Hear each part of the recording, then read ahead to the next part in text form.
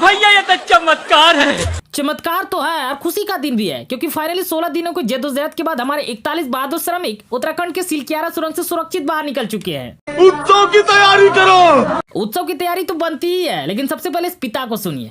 बेटे से मिलने जा रहे हैं। घर पे बात हुई आपकी? बात नहीं हुई। हाँ, घर पे बताया आपने? नहीं अभी तक नहीं। अरे वहाँ सब खुद जान गए होंगे पहले जब मिलेंगे बेटे से तो क्या कहेंगे?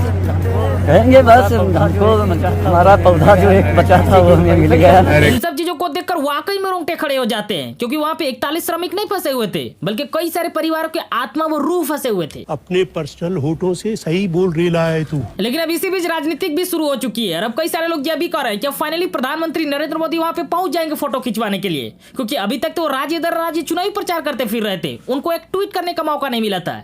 लेकिन अब जबकि वो सारे लोग सफलतापूर्वक बाहर आ चुके हैं, तो फाइनली वो क्रेडिट लेने के लिए फोटो खिंचवाने पहुंच जाएंगे।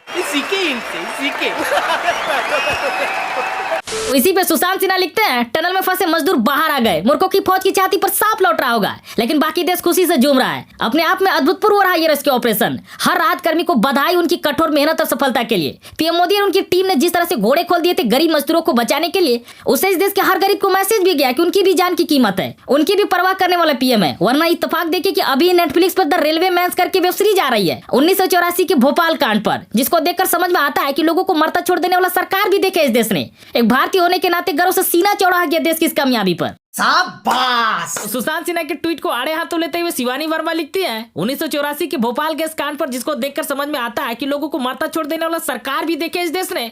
भाई उतना पीछे जाने की क्या जरूरत है, 2020 का कोविड ही देख ले। अरे निकालो इस अधर्मी को यहाँ से। तो एक और यूजर लिखते हैं, अब तो छाती पीटना शुरू कर दो। टनल की खुदाई में अहम भूमिका निभाने वाला का नाम मुन्ना कुरैशी और वकील खान है। मियां भाई का पावर। चलो चल के देखते। दो अहम भूमिका थी, वकील खान और दूसरे मुन्ना कुरैशी।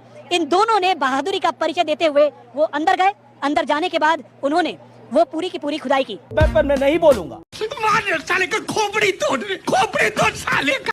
तो दिनेश पी रोहित लिखते हैं, हाँ चमन, कोरोना समय भी सभी ने देखा कि कैसे लाखों लोगों को मौत के हवाले कर दिया था। हर जगह ऑक्सीजन दवाई की कमी, गंगा नदी के किनारे दफन हजारों लाशें भी गवाई थी साहब की तैयारी की। मैं नहीं बताऊंगा। बस हवा निकल गई।